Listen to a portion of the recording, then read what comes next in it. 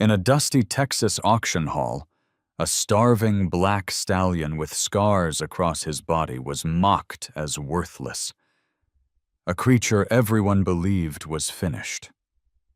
The crowd's laughter cut through the air, sealing his fate, until a young ranch hand rose from the shadows. With nothing but courage and a trembling voice, he claimed the rejected horse, unaware that this reckless choice would ignite a journey of pain, hope, and redemption no one saw coming. The old fairground barn smelled of dust, hay, and sweat. It was late afternoon in the Texas Panhandle, and the auction hall hummed with chatter as men in worn boots leaned on the rails, their cowboy hats tipped low against the glare of the overhead lights. The auctioneer's voice rang out with a practiced rhythm, hammering through numbers as horses were led in one after another, their coats glistening, their muscles taut with tension. Then came a break in the parade of strength and pride. A black horse was dragged into the center ring, his ribs visible beneath his dull coat, legs trembling as though the weight of the world pressed down on them. His head hung low, mane tangled and lifeless, and across his body were scars, some faded, some raw, etched like a cruel history carved into flesh. He did not prance, did not resist. He simply stood there, broken. A murmur rippled through the crowd, quickly sharpening into laughter.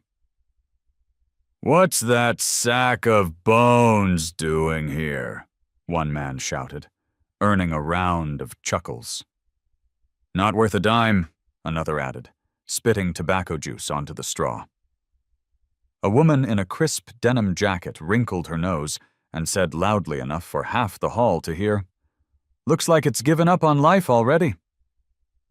The auctioneer tried to summon enthusiasm, his gavel tapping nervously against the block. "Do I hear 500? 3? 2? His voice faltered as the laughter grew. "Folks, this horse has potential, just needs a good home." But no one cared. To them, the animal was already discarded, a relic of cruelty and neglect. From the back corner of the hall, a chair scraped across the wooden floor. Heads turned, curiosity momentarily overpowering derision. A young man rose, his plain shirt tucked into faded jeans, boots scuffed from long days of work. He didn't look like the ranchers with fat wallets or the traders in polished hats. He looked out of place, but his eyes didn't waver as they fixed on the horse in the ring. "I'll take him," Jacob Miller said, his voice steady, though not loud. The hall fell silent, disbelief hanging in the air like smoke. Then came the laughter again, harsher this time. "You serious, boy?" a burly man sneered, slapping his thigh. "That horse is worth less than the rope they dragged him in with." "Waste of money!" another barked, shaking his head. Jacob ignored them. His gaze stayed on the black horse, who hadn't lifted his head since entering the ring. There was no glory in the animal, no spark to catch anyone's admiration. But Jacob saw something else, something faint, like an ember buried beneath ashes, waiting for a chance to breathe again. "Sold!" the auctioneer declared quickly, relief evident in his voice as he brought the gavel down. At last, someone had spared him the humiliation of begging for bids.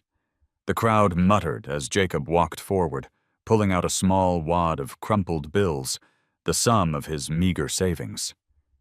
He handed it over, his hand trembling not with fear, but with the weight of what he had just chosen. When he approached the horse, the animal flinched, ears twitching nervously. Jacob slowed his steps, careful not to crowd him. He crouched a little, lowering himself until he was no longer a looming figure, but a presence at eye level. "You're with me now," Jacob whispered, words meant only for the horse. For the first time since entering the ring, the animal shifted. His ears flicked toward Jacob, and though his head did not rise, there was the smallest stir of recognition, as if some part of him, long buried, had heard a voice worth listening to. The handlers snickered as they unclipped the lead rope and shoved it into Jacob's hand. "Good luck, kid. That one's got nothing left."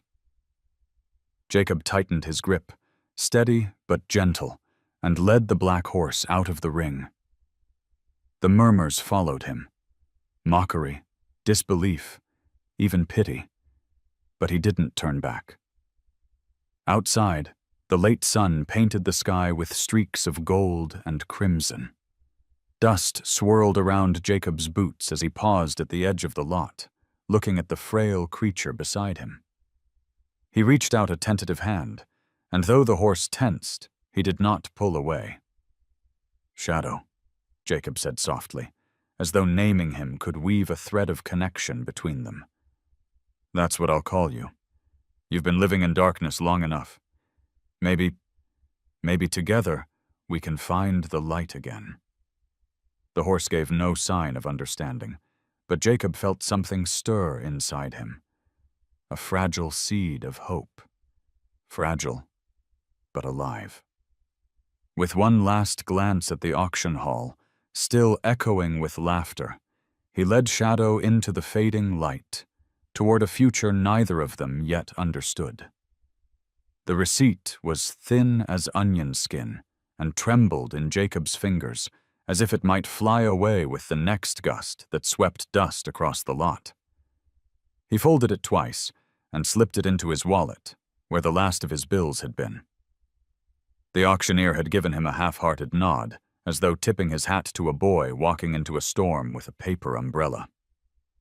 Around him, the laughter had settled into mean-spirited murmurs, stories already forming in other people's mouths about the fool who bought a hopeless horse.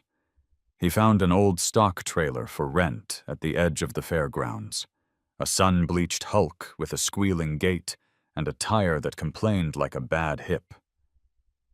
The owner, a stringy man with a cigarette plastered to his lower lip, looked Jacob up and down and said, "Don't bring that. Wreck back with a dead horse in it." Jacob signed the slip anyway, hooked the trailer to his battered F-150, and led the black horse, careful and slow, toward the ramp. The horse balked when Shadow turned to metal, when the warm dust of the lot became the echoing rattle of steel. Jacob stopped. He didn't tug. He let the rope hang slack and put his hand against the animal's neck. Beneath his palm, the skin quivered like a trapped bird. "It's just a box with wheels," he whispered, voice low, as though explaining a mystery to a frightened child. "We're going home." It took time. A dozen times the horse lifted a foot and set it down, uncertain. A dozen times the wind shifted and carried the smell of oil and rust. Finally, with a sigh more felt than heard, the animal stepped forward and into the belly of the trailer. Jacob latched the gate with careful hands and stood for a moment with his forehead against the cool metal, letting relief pass through him like a tide that didn't stay. He pulled onto the highway as the sun began to slide toward the horizon, the panhandle unrolling flat and endless, dotted with pump jacks that bent and lifted like tired birds. The trailer clanged over potholes. Every sound made Jacob glance in the rearview mirror, scanning the slats for a glimpse of the horse, the dim shape shifting, the white of an eye flashing when the road dipped. He drove slower than the line of trucks that blew by, their wake rocking the trailer and sending a metallic shudder up his spine. At a gas station outside of Amarillo, he stopped for fuel and water. The station lights buzzed overhead, filling the air with a neon hum. 2 men in new boots leaned against a soda machine, watching with the idle interest of men who had never wanted for anything. "That your horse?" one asked, chin jerking toward the trailer. "That's him," Jacob said, unscrewing a plastic jug. "Looks busted." The man smiled without warmth. "You rescue strays now?" Jacob could have told him about the ripple he'd felt under his palm, about the moment the horse had chosen to step forward. He could have told him about the way some things live somewhere so deep they stay even when everything else has been taken. Instead, he said, "Just giving him a chance," and carried the jug to the side hatch. Inside, the horse stood braced and sweating, the scent sharp as vinegar. Jacob poured water into a shallow pan and set it down. The horse didn't drink at first, only watched him through the dark bars. "It's okay," Jacob murmured. "You can take what's yours." After a minute, the horse lowered his head and drank. The sound of his tongue against plastic strangely tender in the fluorescent light. Back on the road, the night came on clean and quick. The sky deepened until the stars showed their bones. The radio found a station that crackled with old country songs about long roads and promises made to ghosts. Jacob drove with his window, cracked, letting cool air wash the grit from his throat. He thought about the auction hall, the way the laughter had rung off the rafters, the way the gavel had snapped the moment shut. The numbers in his head tried to line up. Rent due at the end of the week, feed to buy, the cost of a farrier and maybe a vet if things went sideways. He didn't push the numbers away because he couldn't afford lies, even kind ones. He let them sit beside him like passengers, quiet and real, while hope kept its own counsel. When he finally turned onto the cliché lane that led to his rented patch of land, the truck's headlights caught the low, leaning shape of the barn. It wasn't much.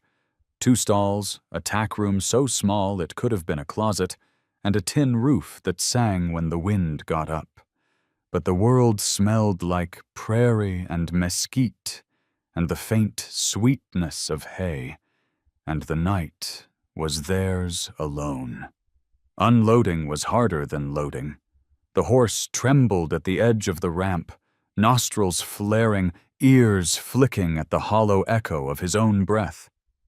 Jacob stood at the bottom, not on the rope, but beside it. He made his body a quiet place to land. "Shadow," he said softly, letting the name settle between them like a promise given in the dark. "Home." The horse took one step, then another. Halfway down, a sheet of tin on the barn wall loosened and clattered in the wind. The sound was like a slap. Shadow lurched sideways, his hindquarters dropping, hooves scrambling on the metal. The rope snapped tight and burned across Jacob's palm. Instinct made him grab, muscle made him hold. For a breathless instant, the weight of the animal dragged him up the ramp, boots skidding. A misstep, and they would both go down in a tangle of legs and fear. "Easy," he said, voice somehow calm while his heart hammered a wild Morse code in his throat. He loosened the rope and stepped backward, lowering his shoulders, making his shape small. He didn't fight the pull.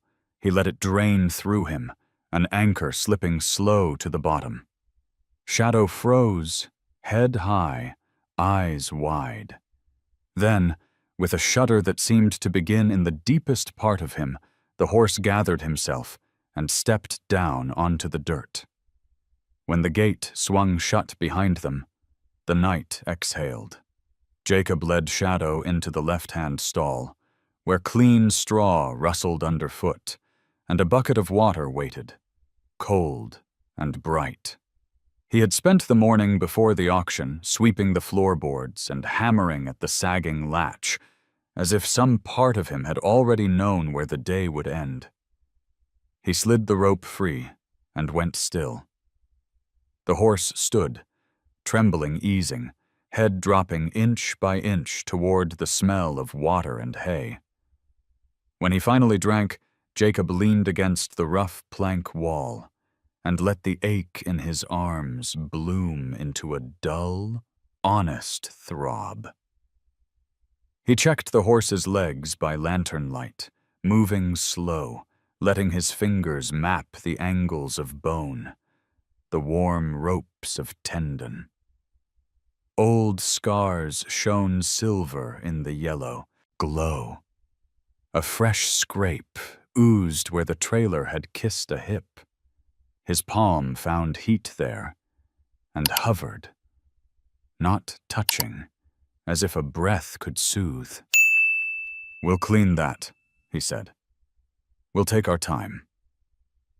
He mixed a mash with a handful of pellets and warm water, the steam rising soft and sweet. The horse sniffed and ate in small, steady mouthfuls, pausing often to listen to the night. The coyotes tuning their thin violins in the distance, the wind fencing with the tin roof, the creak that old wood makes when it remembers being a tree.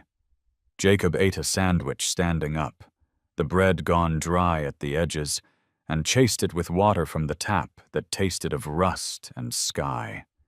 He felt hollowed out, but alive. A bell rung once, the note still trembling in the air.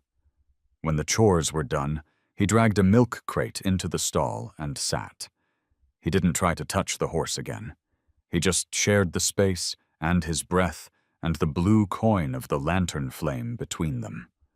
At first, Shadow stood with his hindquarters tucked, his whole body asking to disappear. Time, given enough room, began to do what time sometimes can. The horse's eyelids drooped, his lower lip loosened, a slackness that meant the world. When his hooves shifted, it was not the rapid tap of panic, but a slow readjustment, straw whispering under iron. Jacob spoke once, and only once more. "I can't promise much," he said, as though to the horse, and also to the part of himself that had been waiting to hear it. "I can promise I won't give up on you." Near midnight, the wind found a new seam in the roof and worried it until it sang. Shadow flinched, a small spasm of fear, and then, surprising them both, took a step toward Jacob. Not close enough to touch. Just enough that the lantern painted the wet shine of an eye, and for a heartbeat, Jacob saw himself reflected there. Hatless, dusty, exhausted, and stubborn as stubborn gets. It was a reflection that didn't ridicule or pity. It simply was. He let that settle deeper than the laughter had ever reached. Sleep found him on a cot in the tack room, boots by the door, rope coiled by habit at the foot of the bed. He woke twice to the sound of hoof on plank and lay listening, counting the pauses between breath and breath. The second time, he went to the stall and stood in the doorway, not entering. The horse raised his head, ears pricked, and the two of them looked at each other through the wooden frame as if through a picture window into a life not yet built. Dawn came in on the back of the wind, bringing the smell of wet earth although no rain had fallen. The sky bloomed pale and then pink, and the barn swam in that soft light that makes everything look forgiven. Jacob mucked the stall and refilled the water. He ran a soft brush down the horse's neck with a touch as light as falling ash, and when the skin rippled again, fear's old habit, it settled sooner. The scrape on the hip had dried to a thin, dark line. "You made it through the first night," Jacob said. "So did I." On his way to the truck, he paused at the pasture fence. His land ran out to a far hedgerow where sunflowers rose like ragged saints, their faces turned toward a light still gathering itself. Beyond that, more land that wasn't his, and beyond that, the long, slow breathing of the plains. He thought of the men at the gas station, of the owner of the trailer, of the cruel laughter in the hall. He also thought of a trembling animal stepping forward into a metal box because a voice had asked him to. It was enough, for this morning, that both things were true. He drove into town for feed and antiseptic, grimacing when his card total blinked higher than he wanted. The clerk bagged the pellets without comment until Jacob mentioned a horse, then softened in the way people sometimes do when animals are involved. "There's a sale on salt blocks," she said, pointing to a stack by the door. He bought one and felt absurdly like he'd been handed a blessing wrapped in mineral. Back at the barn, a neighbor's cattle dog trotted the fence line and barked at the new arrival. Shadow's head rose, ears swiveling, but he didn't bolt. Jacob rubbed a hand over his jaw, where a new bruise had bloomed the color of old plums. He would meet the dog, and the dog would learn the rules, and between them, a kind of peace would eventually be negotiated. Not today, but eventually. That afternoon, he opened the stall door and let Shadow stand with his nose in the aisle and the rest of him in the safety of his small wooden world. Sunlight pooled on the dirt like spilled gold. Dust motes swam in it, turning and turning as if learning a dance. Jacob worked in the doorway, fixing a loose board, steadying a hinge. He didn't look over every second, though the urge tugged. He worked and let the horse watch him choosing this place and this hour. When he finally lifted his head, Shadow had taken one slow step forward. The horse's hoof rested in the bright rectangle, painted with light to the fetlock. The rest of him was still Shadow. It was, by any measure that made sense to a ledger, a foolish day. Money had gone out. Time had been spent on patience, which does not gather itself into piles you can measure. But when evening blew in and the sun slid low and round as a copper coin, Jacob carried the salt block out to the stall and set it down.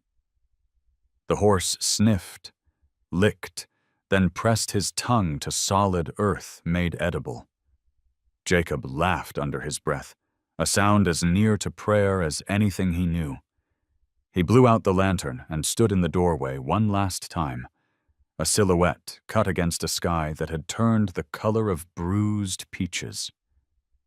Behind him, the horse shifted, the quiet of his movement as sure as a promise kept. The world was not fixed. It was not safe. It was simply possible.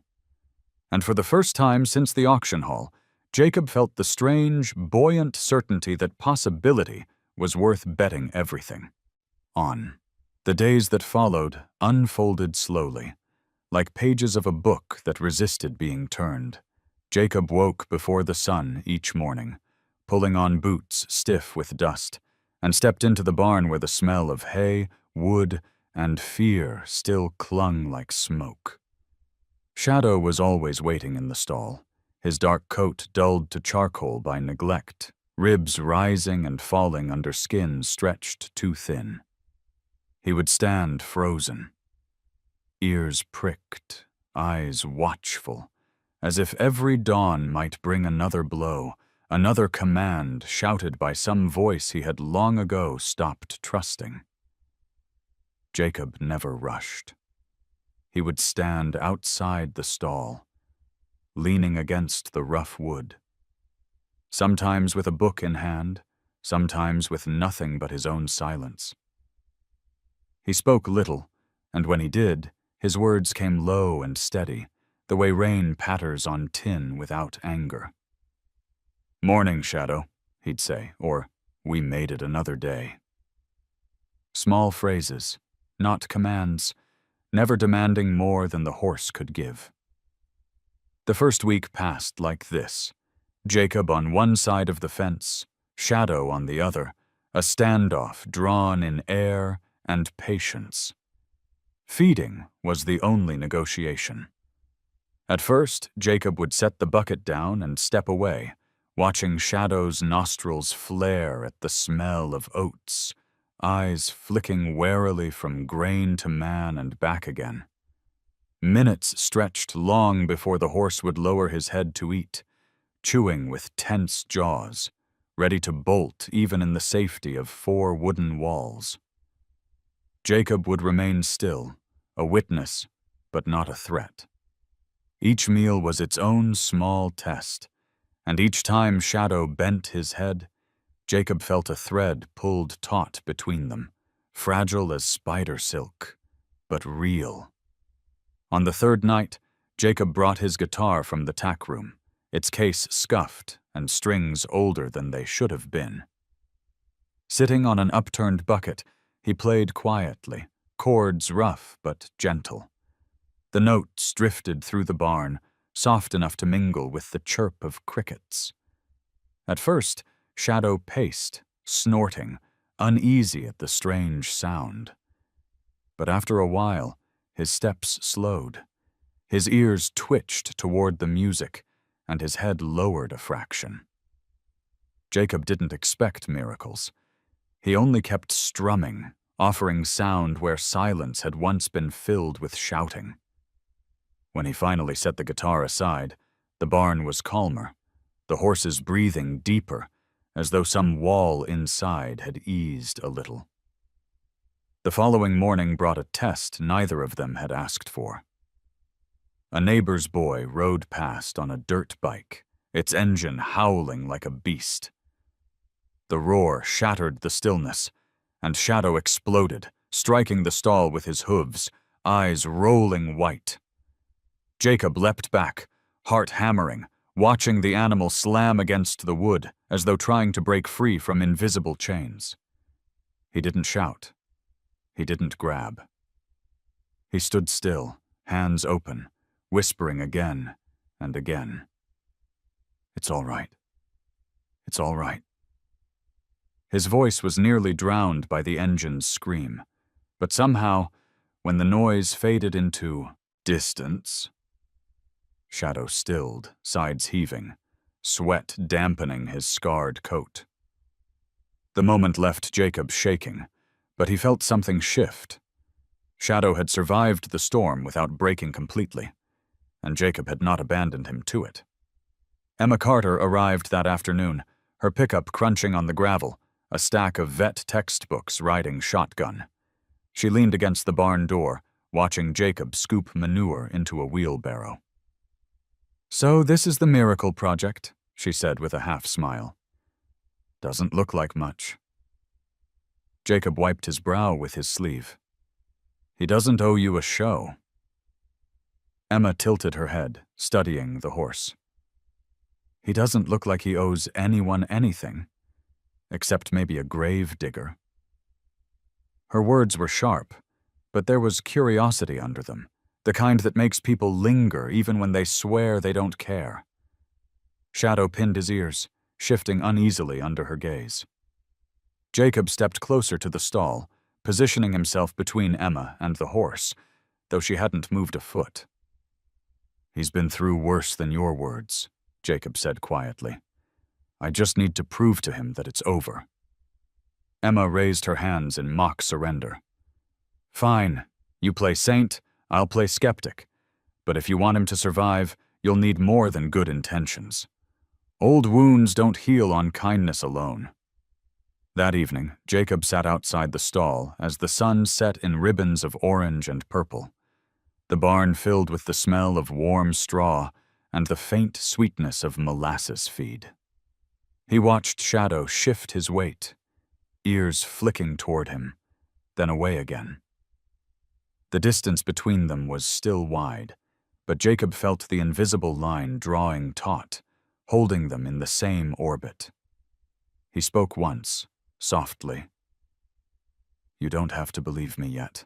Just give me time." In the silence that followed, A cricket chirped, and the horse exhaled, a sound long and low, as though letting go of something he had been carrying alone. For Jacob, it was not victory. It was something rarer, a glimpse into possibility. The kind that makes a reckless decision feel, for the first time, less like madness and more like the beginning of a promise. Emma Carter returned 2 days later, her old pickup rattling down the dusty lane, its muffler groaning with every bump. Jacob had just finished spreading fresh straw in Shadow's stall when he heard the truck door slam. Emma stepped out with her hair tied back in a loose braid, jeans faded at the knees, and a battered vet kit slung over one shoulder. She leaned against the fence as if she owned the place, her eyes narrowing toward the dark figure inside the barn. "So," she said, her voice laced with both challenge and curiosity, "how's your little charity case?" Jacob wiped his hands on his jeans, the sweat from the morning already soaking through the fabric. "He's still breathing. That's enough for now." Emma let out a small laugh, not cruel but edged with doubt. "You paid good money for a ghost, Jacob. He's more scar tissue than horse." Inside the stall, Shadow shifted, the whites of his eyes flashing as he caught Emma's scent and sound. His ears twitched back, muscles stiffening like a bowstring. Jacob stepped closer to him, placing a hand gently on the rough plank wall. "Easy," he murmured, low and steady. His voice wasn't meant for Emma, but she heard it anyway, the way it carried patience, almost reverence. Emma folded her arms and raised a brow. "You really think words are going to fix him?" Jacob didn't answer. He just kept his eyes on Shadow, waiting for the horse's breathing to settle. When at last it did, Shadow lowered his head an inch, as though conceding the moment. Jacob let out the breath he hadn't realized he'd been holding. Emma watched with something like surprise softening her expression. "Most animals would have kicked your teeth in by now. Maybe he sees something in you I don't." Jacob shot her a quick look, half a smile tugging at the corner of his mouth. "Maybe he just knows I'm not leaving." Later that afternoon, the sky darkened with a sudden summer storm, clouds rolling across the plains like an army. The wind howled, rattling the loose tin sheets on the barn roof. Thunder cracked, sharp as a whip. Shadow bolted against the stall door, eyes wide, breath rasping. Jacob moved quickly, not to hold him down, but to stand where Shadow could see him. He spoke softly, words drowned beneath the storm, yet steady as bedrock. "You're safe here. No one's going to hurt you again." Emma, who had ducked into the barn to escape the rain, stood frozen as she watched. Jacob didn't flinch when Shadow reared, hooves pawing the air. He didn't grab the rope. He let the storm spend itself inside the horse until the tremors eased, until Shadow dropped his head and shuddered with exhaustion.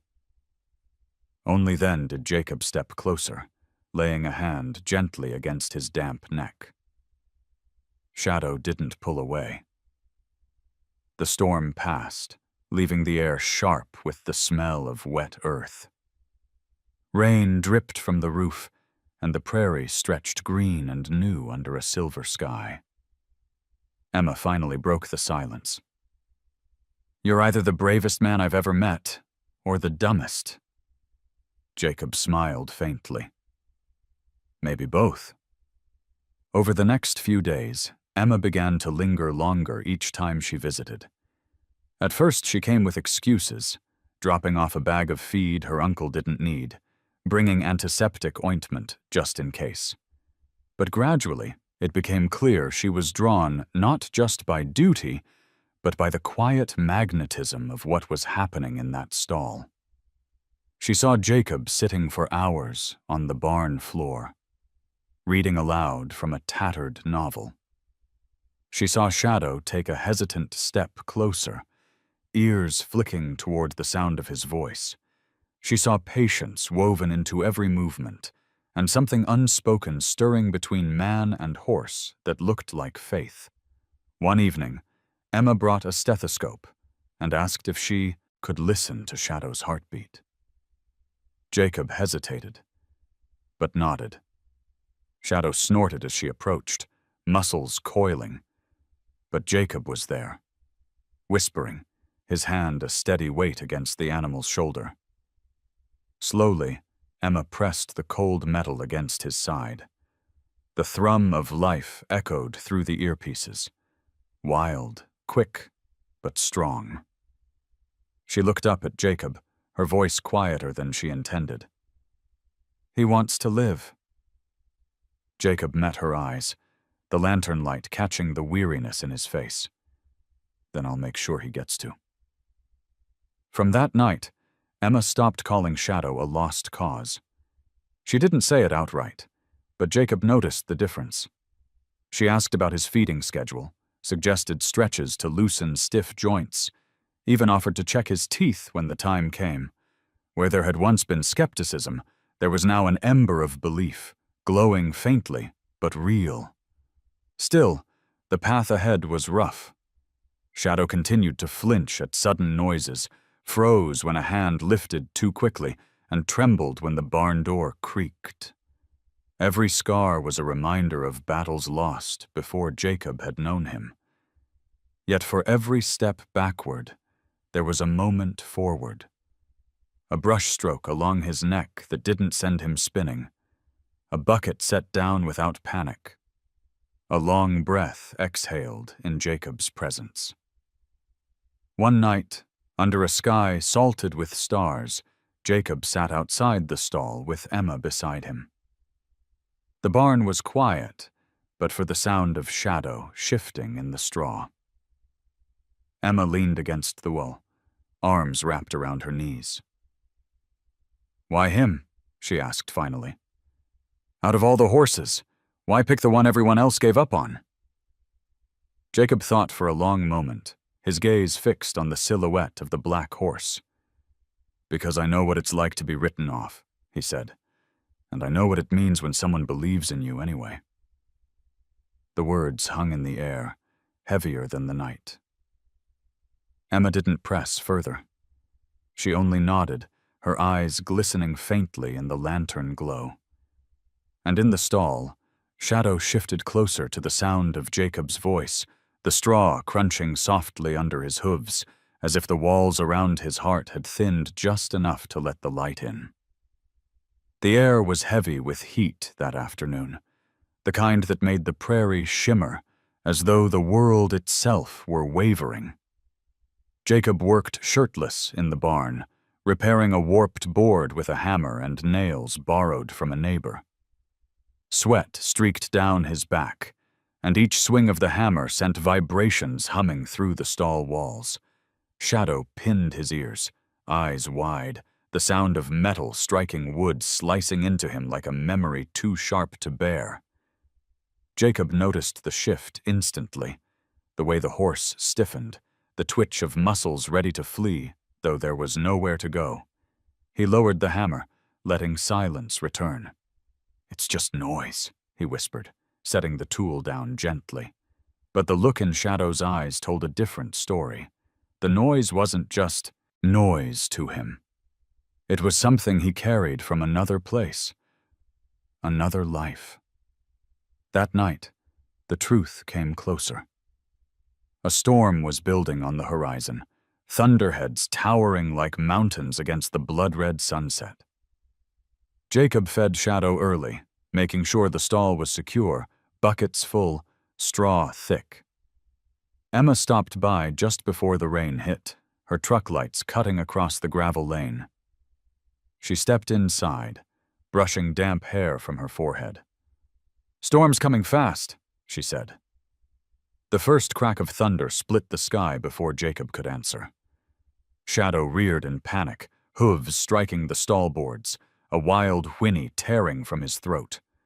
Lightning lit the barn in white fire, and for a moment Shadow wasn't there at all. His eyes were elsewhere, in a place of terror only he could see. He slammed against the wall again, and Jacob's chest tightened. He moved carefully, hands open, voice steady against the chaos. "It's okay, boy. You're not there anymore. You're here. With me." But Shadow didn't hear. His terror was too deep. He lunged, the stall door rattling on its hinges. Emma gasped, stepping back, but Jacob held his ground. "Don't," he said, holding a hand toward her. "If we rush him, it'll only make it worse." So he stood, rooted like an oak in the storm, whispering words over and over, letting Shadow batter the air until his body gave out. When the storm finally eased and the barn fell quiet but for the patter of rain, Shadow sagged against the stall wall, foam flecking his chest. His sides heaved with exhaustion, but his eyes found Jacob's at last, and something in them softened, just slightly, as though recognizing that the man had not abandoned him to his ghosts. Later, while Emma helped Jacob check the horse for cuts, she caught the look in his eyes, equal parts sorrow and fury. "He's not just afraid of storms, is he?" she asked. Jacob shook his head. "No, somebody made storms out of whips and shouting. That's what he remembers." Emma fell silent, her hand resting gently on the scar that ran along Shadow's flank. Her throat tightened with words she couldn't say, and Jacob's jaw worked as though he were biting back his own anger. In the silence, the rain drummed on the tin roof like an old hymn. When morning came, the storm had passed, leaving the land washed clean, the prairie glistening with dew. Jacob went about his chores, but his mind wouldn't let go of the image of Shadow thrashing in the stall, fighting demons that weren't there. That evening, while mucking out the stall, his boot nudged something buried in the straw, a piece of leather stiff with age, cracked and darkened with sweat and dirt. He picked it up, brushing away the straw, and saw what it was, a fragment of an old saddle girth, the kind used hard and often. Faintly scratched into the leather were the letters B. Cole Ranch. He stared at it, the barn suddenly too small, the air too thin. Emma, arriving with a fresh bale of hay, saw the look on his face. "What is it?" she asked.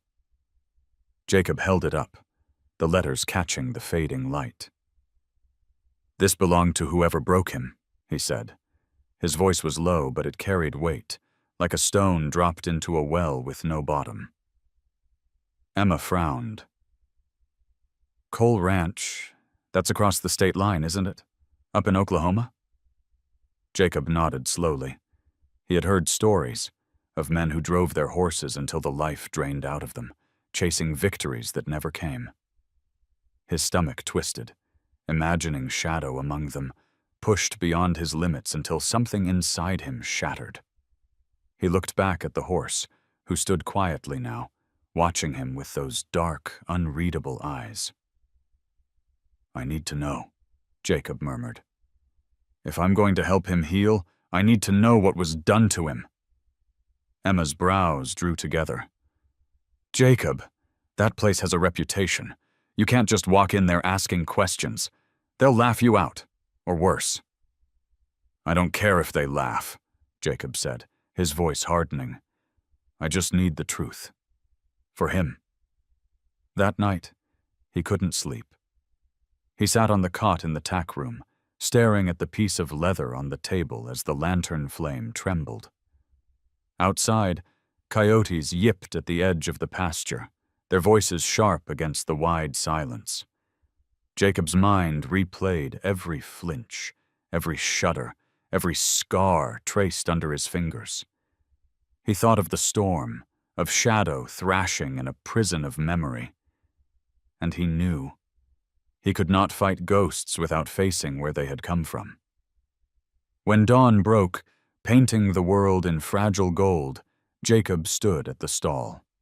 Shadow lifted his head, ears twitching, and their eyes met through the slats. Jacob rested a hand on the wood, his voice soft but certain. "I'll find out what happened to you," he promised. "I swear it." The horse blinked slowly, and for the first time Jacob felt the promise settle not just in his own chest, but in the space between them, where a fragile trust had begun to take root. The prairie wind moved through the barn door, carrying the smell of mesquite and wet earth. And in that moment, Jacob knew the next step of their journey had already chosen him. The sky stretched wide and pale as Jacob's truck rattled north on the highway, the old trailer bouncing behind with its empty stall. Dust rose in the rear view like a trail of ghosts, and each mile pulled him farther from the safety of his land and deeper into the uncertainty of shadows past.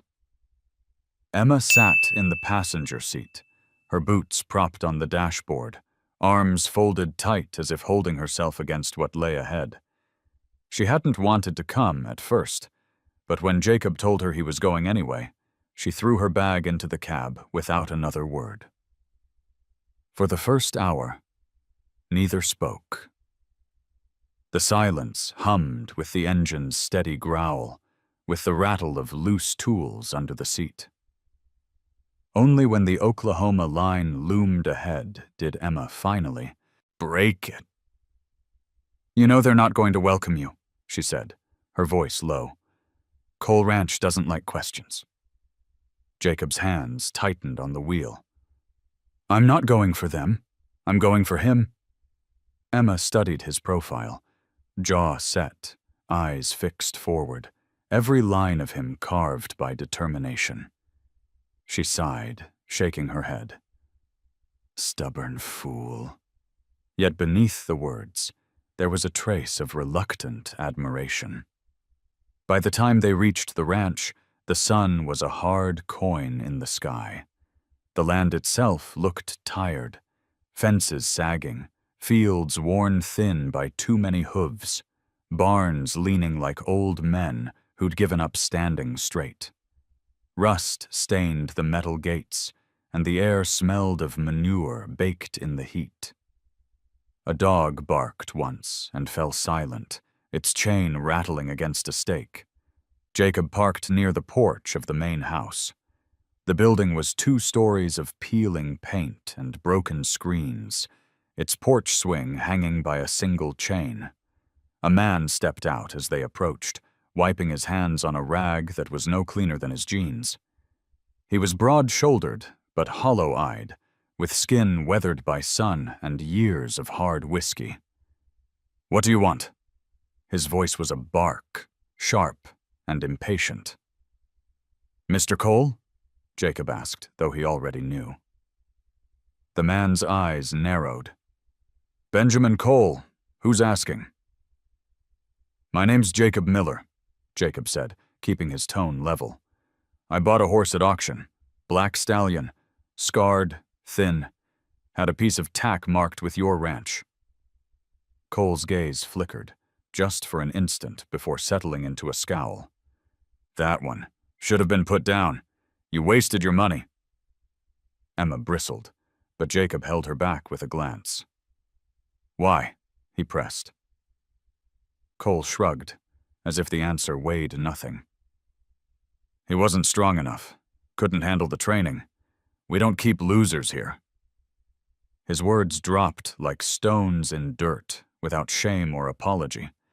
Jacob felt heat rise in his chest, a slow burn that threatened to spill out. He forced it down, forced his voice steady.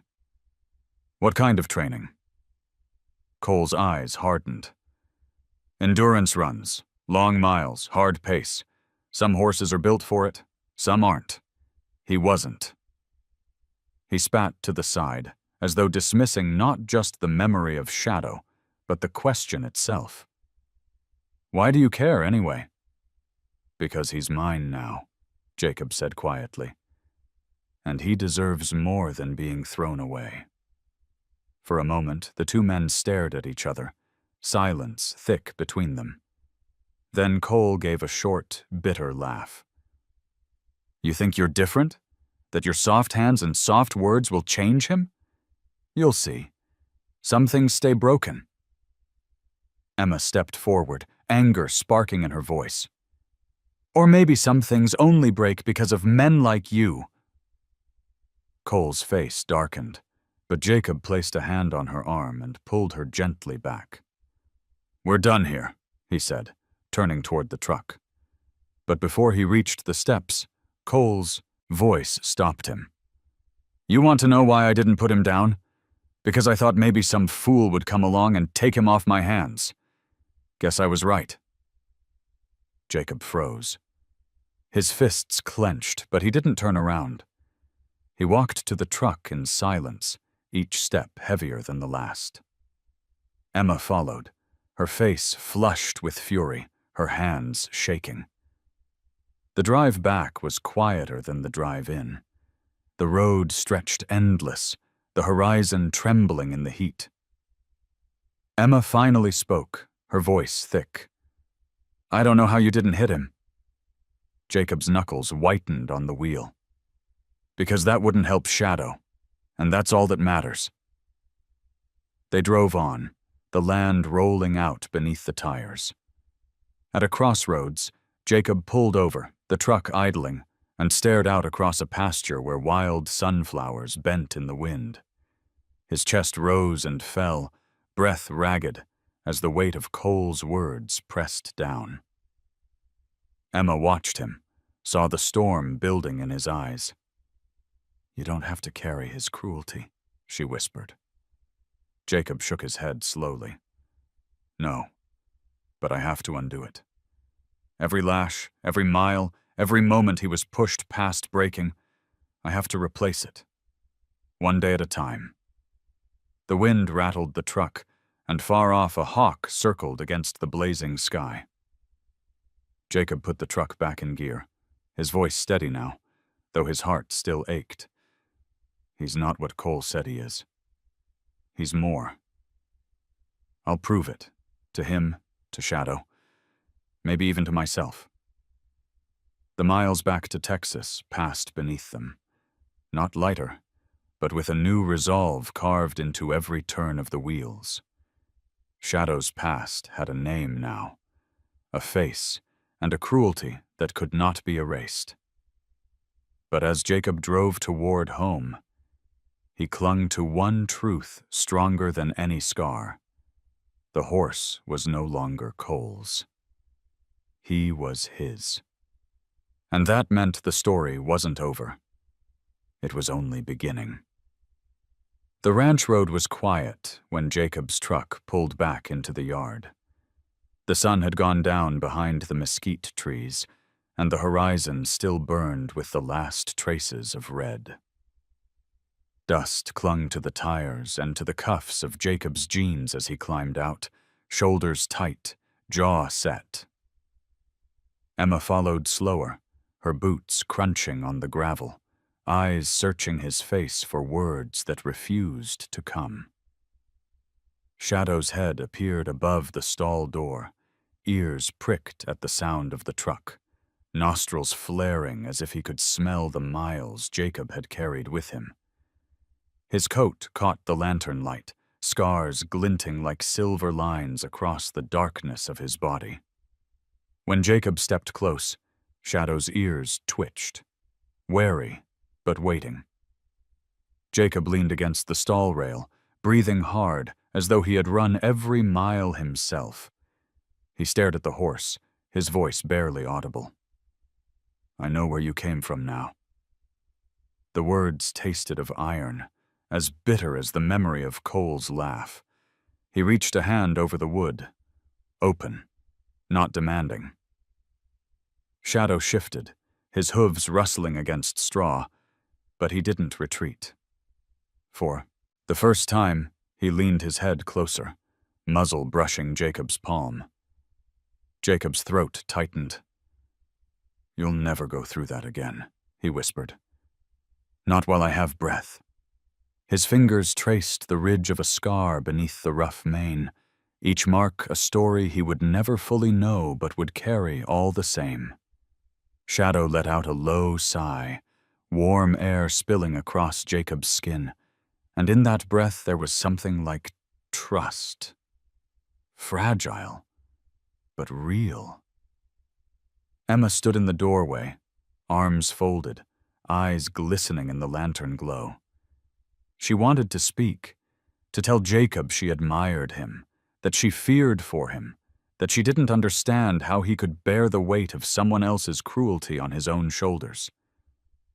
But the sight of the two, man and horse, broken and still standing, stole the words from her. She only said softly, "You can't fight the whole world, Jacob." He turned his head, eyes burning with quiet fire. "I don't need to fight the world, just the part of it that broke him." The barn fell still, the only sound the crickets outside and the slow rhythm of Shadow's breath. Jacob pulled the milk crate closer and sat, staying with the horse deep into the night. He didn't sleep. Instead, he listened, to the shifting of hooves, to the creak of old wood, to the faint chorus of coyotes carrying across the plains. His vow settled in him like steel cooling in water, forged unshakable. When morning came, the air was sharp with the scent of dew. Jacob rose stiffly from the crate, his eyes hollowed by the long night, but his resolve unbroken. He led Shadow into the pasture, the sky pale with dawn, grass wet beneath their boots and hooves.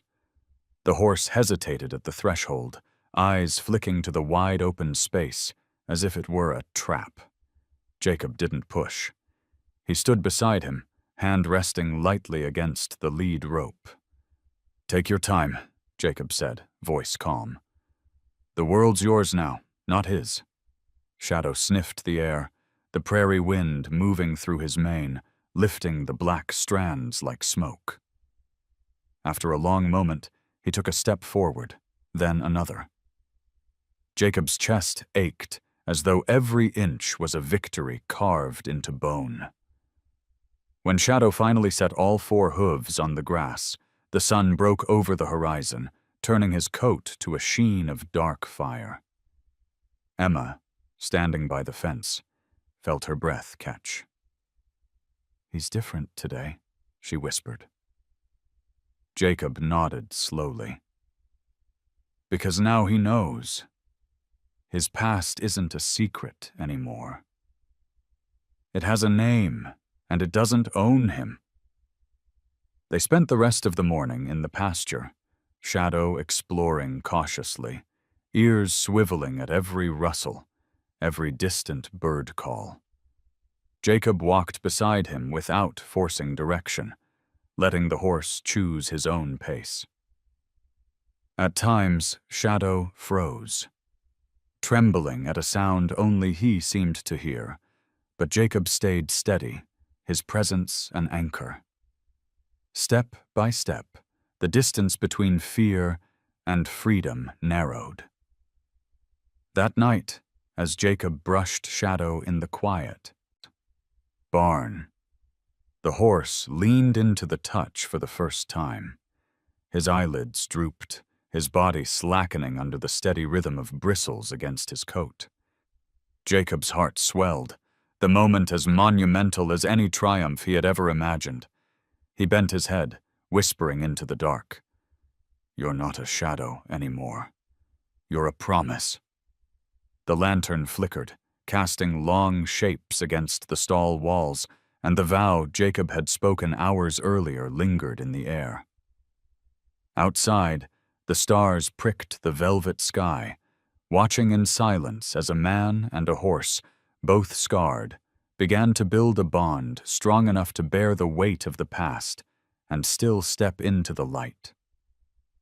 The weeks stretched on, each day folding into the next, like the steady turning of a wheel. Shadow's body began to change first, ribs softening beneath new layers of muscle, the dullness of his coat giving way to a faint sheen where light caught it. But the deeper wounds, the ones in his mind, remained, surfacing in sudden jolts, in the way his eyes widened at the snap of a twig, or the way he froze when Jacob lifted a rope. Patience had become Jacob's closest companion, though some days it weighed heavier than the tools in his hands. One evening, as Jacob brushed Shadow under the glow of a lantern, a truck pulled into the drive. Its headlights swept across the barn wall, and a figure climbed out, moving with the stiffness of age. The man wore a weathered hat pulled low, boots caked in dust, his stride deliberate, but slowed by years. Jacob straightened, wary, the brush still in his hand. The stranger leaned against the barn doorframe and studied the horse in silence. At length his voice came gravel-deep. "That's him, isn't it? The black one they sold off cheap." Jacob's grip on the brush tightened. "Who's asking?" The old man's gaze didn't waver. "Name's Tom Reyes. Used to train horses down at the circuits. I saw that one run once, back before Cole broke him." He nodded toward Shadow, whose ears flicked nervously at the stranger's scent. He had fire in him then. Not just speed, heart. You don't see it often. That's why it near killed me to watch them grind it out of him. Jacob stepped closer to Shadow, placing a hand against his neck, grounding them both. "What do you want with him?" Tom's eyes softened with something almost like guilt. "Nothing but to help. Horses like him don't just need feeding and brushing. They need to be reminded they can trust their own legs again. I couldn't stop what Cole did, but maybe I can help undo it." The barn settled into silence, broken only by the rhythmic chewing of Shadow on his hay. Emma, who had just arrived with a notebook tucked under her arm, looked between them, suspicion flickering in her eyes. "Why now? After all this time?" Tom's shoulders sagged. "Because I heard someone finally saw him as more than broken. Took me too long to get the courage to come here, I'll admit. Maybe I was afraid of what I'd see. Or maybe I was afraid I'd see myself in him. Too old. Too many mistakes behind me." Jacob studied the man's weathered face, the lines carved by regret and years in the sun. Something in his voice carried truth, heavy and unpolished. Slowly, Jacob nodded. "If you're here for him, then you do it my way. No whips, no shouting. Only patience." Tom's mouth curved into the ghost of a smile. "Only way it ever should have been." That night, under the lantern's dim glow, Tom showed Jacob the first of many lessons. He moved slowly, circling Shadow with a rope trailing loose, never forcing the stallion to follow, only offering direction. At first, Shadow's muscles coiled, eyes darting with suspicion. But Tom's presence was calm, measured, his voice carrying the tone of a man who had spoken to horses more than people. Step by step, Shadow began to respond, not with fear, but with the faint stirrings of curiosity. Jacob watched every movement, memorizing the rhythm of Tom's hands, the patience in his stance. When Shadow finally took 2 hesitant steps in the circle without balking, Jacob felt his chest tighten with hope. It wasn't a victory that could be shouted about, but it was a beginning, as fragile as a flame shielded from the wind. Later, after Shadow was settled, Tom sat with Jacob and Emma outside the barn. The prairie night spread wide, stars burning like distant fires. Tom lit a cigarette, the smoke curling pale against the dark. "You've got heart, son," he said quietly. "But heart alone won't get him through. You'll need to teach him that the world isn't just pain waiting to happen, And that takes time. More time than most men are willing to give. Jacob stared out at the horizon, where the wind moved through the tall grass like a tide. "Then I'll give it," he said. "As long as it takes." Emma hugged her knees to her chest, watching the glow of the cigarette fade and flare. She said nothing, but in her silence was the weight of her growing belief. She had doubted, mocked even, but the sight of Shadow's cautious steps had planted a seed in her heart. Maybe, just maybe, this wasn't madness. Maybe it was a story worth fighting for. When Tom finally rose to leave, his movements slow but steady, he laid a hand briefly on Jacob's shoulder.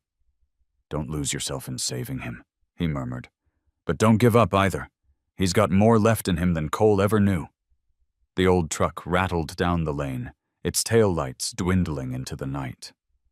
Jacob stood at the barn door long after it had gone, Shadow shifting quietly in the stall behind him.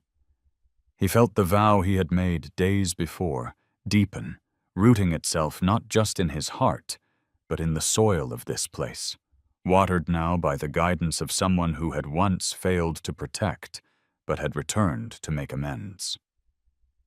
The wind swept across the plains, cool and endless, carrying with it the faintest promise of change.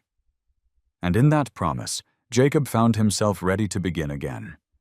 This time, not alone. Morning came with a thin veil of fog rolling across the pasture, the kind of mist that blurred the line between earth and sky. Jacob rose early, as always, pulling on boots still damp from the night dew. The barn smelled of hay and dust, of leather tack, and the faint musk of sweat. Shadow was waiting. Dark and watchful, his ears swiveling toward Jacob's approach. There was a different quality to him now. Still wary, still fragile, but with a thread of expectation woven through the fear, as if some part of him had begun to anticipate that this man's arrival did not mean pain. Tom Reyes had promised to come that morning, and true to his word, the grumble of his old truck echoed down the lane just after sunrise. The engine cut off, and Tom emerged, his shoulders hunched against the cool air, hat pulled low. He nodded to Jacob, then to Emma, who had driven in early with her notebook and vet kit. Without ceremony, Tom walked to the barn, his steps slow but sure, the rhythm of a man who had lived too long around animals to waste movement. Inside, Shadow tossed his head, uneasy at the sight of a stranger again. Tom stood still, his hands resting at his sides, and simply looked at the stallion. Minutes passed in silence before he spoke. "Every horse remembers," he said, voice low and even. "What we're about to do isn't about erasing what was done. It's about showing him that memory doesn't have to rule him anymore." He began the work in the small corral behind the barn.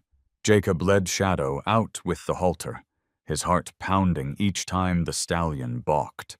The morning light painted Shadow's coat in shades of steel and onyx, scars glinting faintly like a map of battles lost. Tom set up a simple circle, rope loose in his hand, his voice carrying steady, quiet words.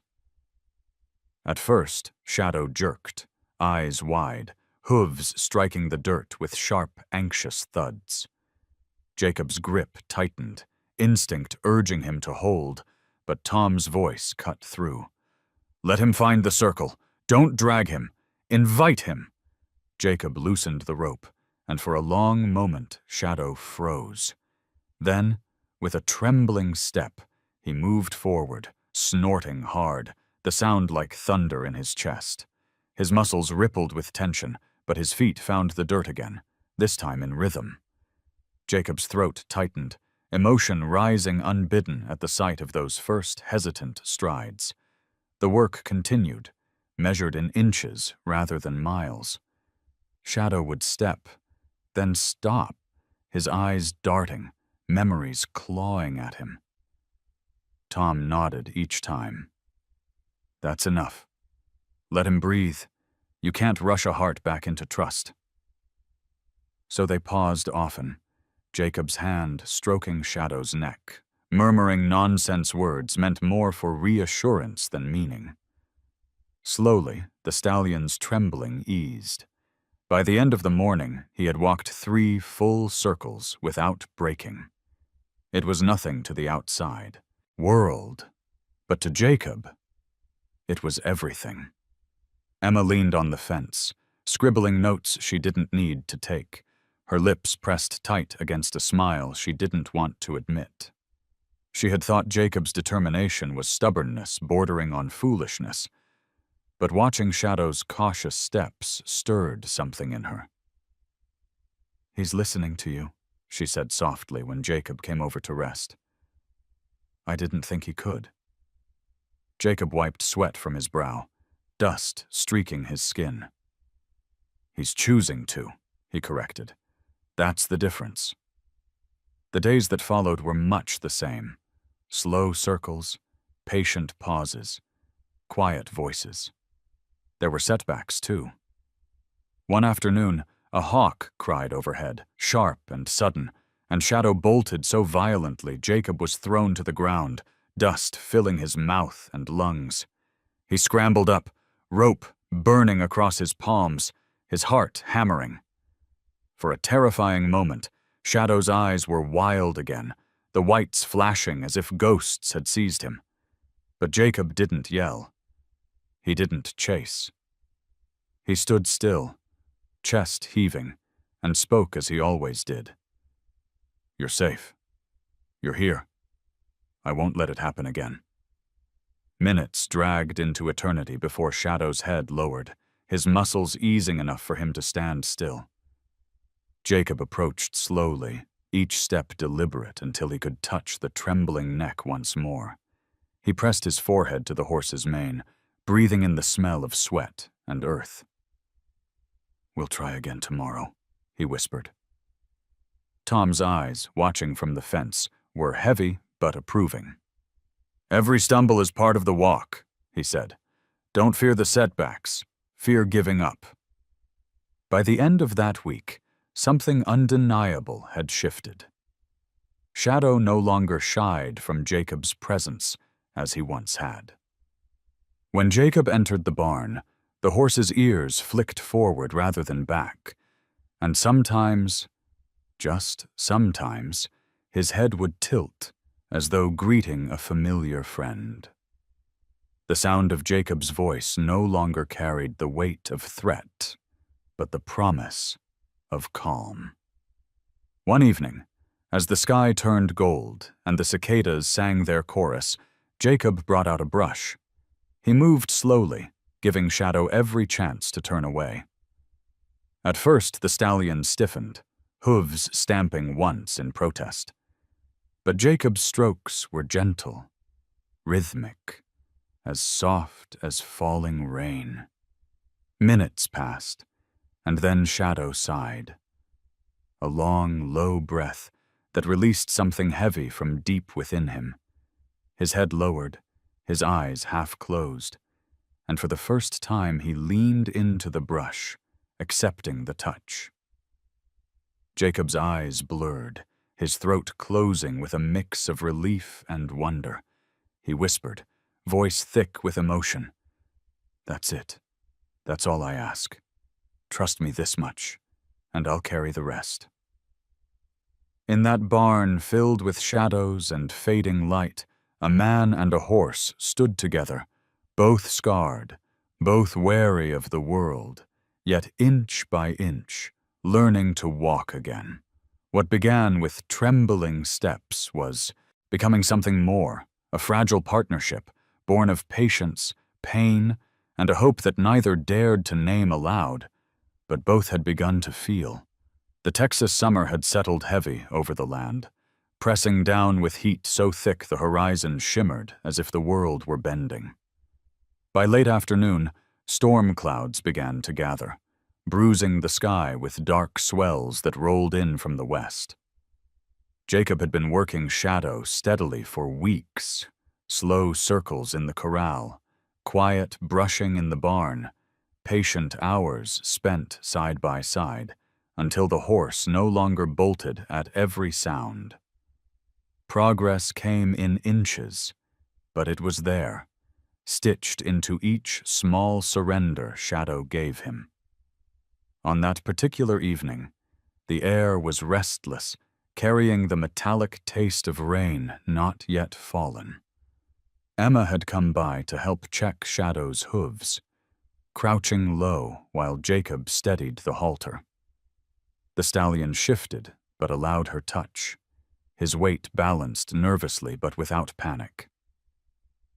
"He's letting me do this," Emma said softly. Wonder threaded through her voice. Jacob smiled, a brief light in his tired eyes. "Because you're gentle with him. That's all he ever needed." Then the world cracked open. A thunderclap split the sky, so sudden and fierce that the ground itself seemed to jump. Shadow's entire body jolted, muscles seizing as his head shot high, eyes wide with terror. The halter jerked out of Jacob's hands, rope whipping against his palm. In a blur of black and panic, Shadow bolted from the corral, tearing across the field like a creature chased by ghosts. "Jacob!" Emma shouted, stumbling back as dust swirled. Jacob was already running, heart slamming against his ribs, legs burning as he chased the streak of darkness pounding toward the far fence line. "Shadow!" he yelled, his voice raw with desperation. But the horse did not hear. His strides were long and wild, hooves hammering the earth in a frantic rhythm, every muscle driven by memories too deep to silence. Jacob pushed harder, lungs searing, eyes locked on the stallion. The sky growled again, lightning flaring bright enough to etch every scar on Shadow's body in silver. The horse veered, barely missing the fence post, then stumbled, legs tangling for a terrifying instant before finding ground again. Jacob's stomach dropped at the thought of bones shattering, of the fragile trust they'd built collapsing into ruin. At the edge of the pasture, Shadow stopped, sides heaving, chest slick with sweat.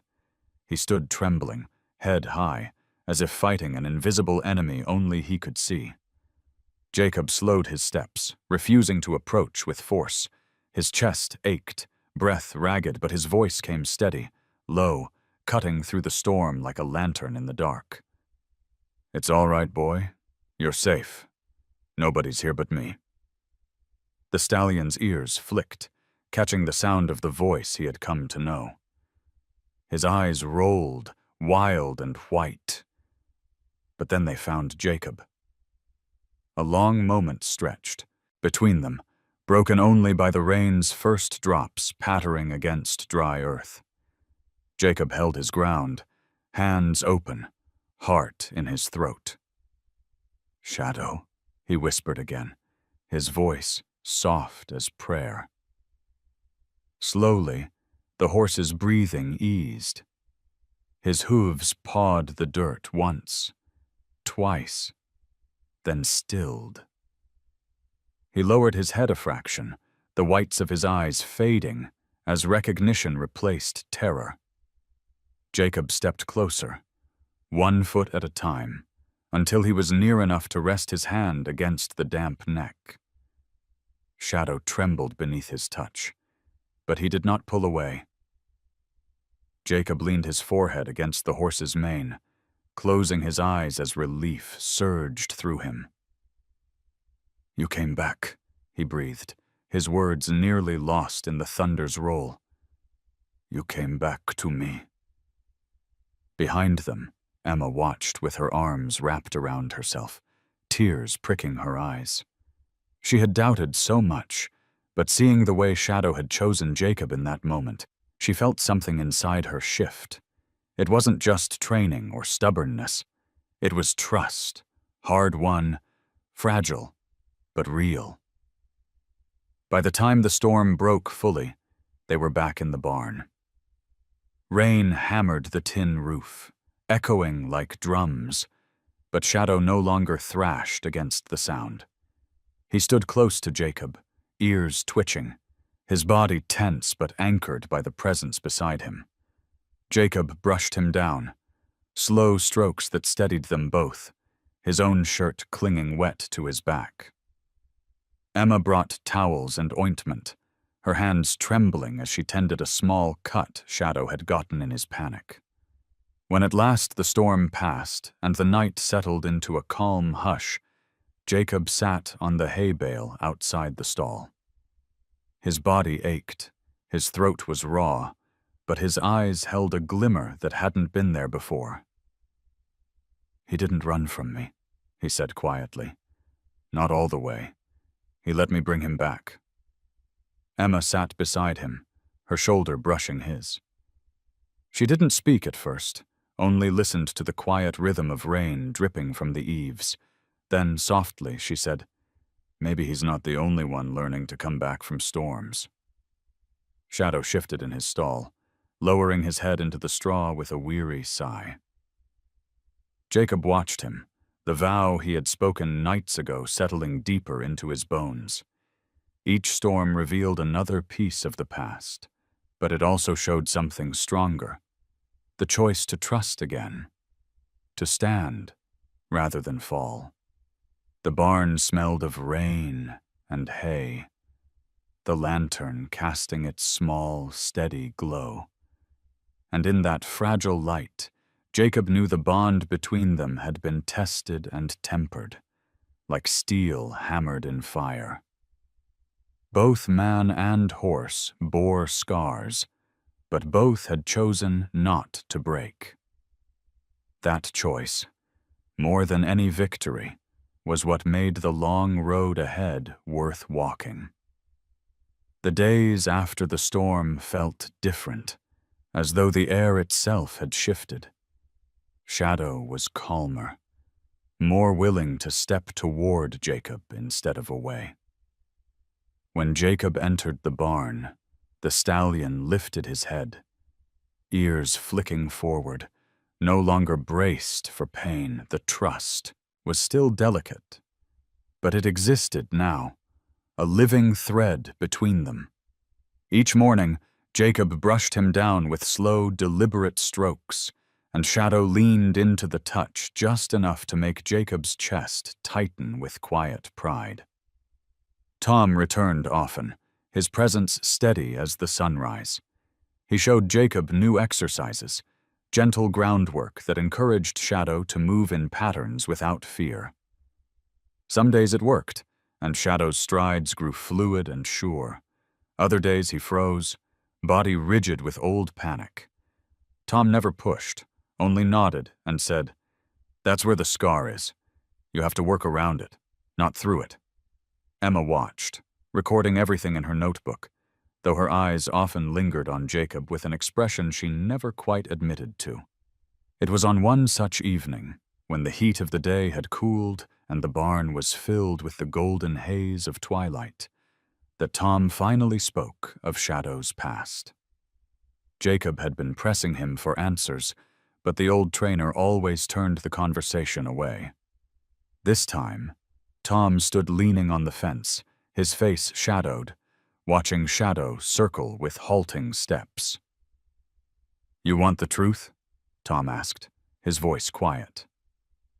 Jacob stopped, rope in his hand slack, and waited. Tom lit a cigarette, the smoke curling in the fading light. "That horse was bred for endurance, not the kind you see at county fairs. Real competition, hundreds of miles, days on end, grueling trails. He was one of the best prospects Cole ever had. Strong lungs, long legs, a will to go farther than most. But Cole, he never cared about pacing, about building trust. He pushed too hard, too fast, until the horse broke." Jacob's jaw tightened. "Broke how?" Tom's eyes met his, heavy with regret. Not the body, though you can see what it did to him. He broke his mind, ran him until his heart was nothing but fear, and when fear was all that was left, he threw him away. Silence filled the barn. Shadow paused, nostrils flaring, as if he knew they were speaking of him. Jacob's hands curled into fists around the rope. He had suspected cruelty, but hearing it laid bare cut deeper than he imagined. So he's like this because Cole chose victory over mercy, Jacob said, his voice low. Tom nodded slowly. I tried to speak up once, told Cole he was killing the spirit in that horse. He laughed, said spirit didn't win races, speed did. And Tom's words caught in his throat. I didn't fight him. I walked away instead. Been regretting it ever since. Jacob turned back to Shadow, whose dark eyes watched him from the circle, scarred body still carrying grace beneath the fear. Jacob's chest ached with a mix of fury and sorrow. He stepped forward, letting the rope slacken completely, and Shadow took a hesitant step toward him, closing the gap on his own. Jacob reached out, fingers brushing the warm hide. You weren't weak, he whispered. They were. Emma, who had been silent, finally spoke, from where she leaned on the stall door. He survived what should have destroyed him. That makes him stronger than any race ever could. Her voice trembled with conviction, her eyes bright. The next morning, Emma brought her stethoscope again to check Shadow's heart. Jacob steadied the horse as she pressed the cold metal against his side. The rhythm was strong, if fast, echoing through the barn like a drumbeat of defiance. His body's healing, she said, but the rest, that will take years. Jacob looked down at the dark mane brushing against his arm. Then years it will take. I'm not going anywhere. That night, Jacob stayed in the barn long after Emma and Tom had left. He sat in the straw, the lantern casting its flicker across the wood. Shadow stood nearby, ears twitching, head dipping lower than it ever had before. Jacob whispered into the stillness, words only the horse could hear. I know what you've carried. I know it's heavier than I can imagine, but I'll carry it with you now. You don't have to fight alone anymore. The stallion exhaled, a long sigh that stirred Jacob's hair, and in that sound Jacob felt an answer, unspoken, but clear as any vow. The past had been revealed, raw and brutal, but it no longer belonged only to Shadow. It belonged to both of them now, bound together in the promise that broken things, given enough love and time, could learn to live again. The news of Jacob's horse had begun to spread quietly across the small town, carried by whispers in the feed store, at the diner counter, and across the fences of neighbors who always had more opinions than help. People had seen him walking the dark stallion in the pasture, speaking low and steady, as if the animal were a child learning its first steps. Some mocked him outright. That Miller boy's wasting his life on a broken horse. While others shook their heads with pity. The cruelty of laughter in the auction hall had found its echo here, in the sideways glances of strangers, and the careless words that lingered in the air long after Jacob had left a room. Jacob felt the weight of it every time he drove into town. At the co-op, men leaned on the counter, smirking as he paid for feed. At the hardware store, one of them muttered just loud enough to carry, "Won't be long before that horse finishes what Cole started." Jacob's fists clenched around the receipt, but he said nothing. He saved his words for Shadow. At the barn, however, silence gave way to fragile victories. Shadow no longer flinched when Jacob raised a hand to brush his mane. His ears still flicked nervously at sudden noises, but he stayed, his body no longer recoiling as if from an invisible blow. Each evening, Jacob would lead him into the corral, rope slack, walking side by side. At first, Shadow balked at every shadow that shifted across the ground. But with each passing day, his steps grew surer, his head lowered with less resistance.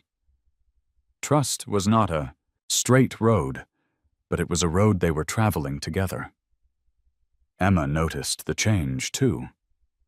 She came by more often now, though she never admitted why.